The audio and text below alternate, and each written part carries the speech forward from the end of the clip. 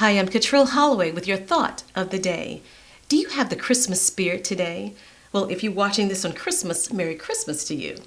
But since our mind and body and spirit are deeply connected, take some time right now to enjoy this present moment on Christmas Day.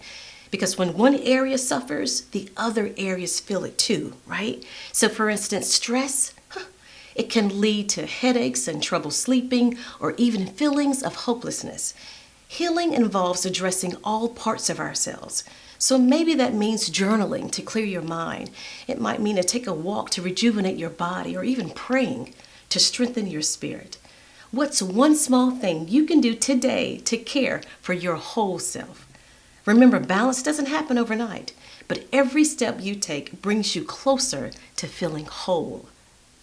That's your thought of the day. I'm Catrill Holloway, wishing you Hugiaino, staying well, staying whole, and staying healthy.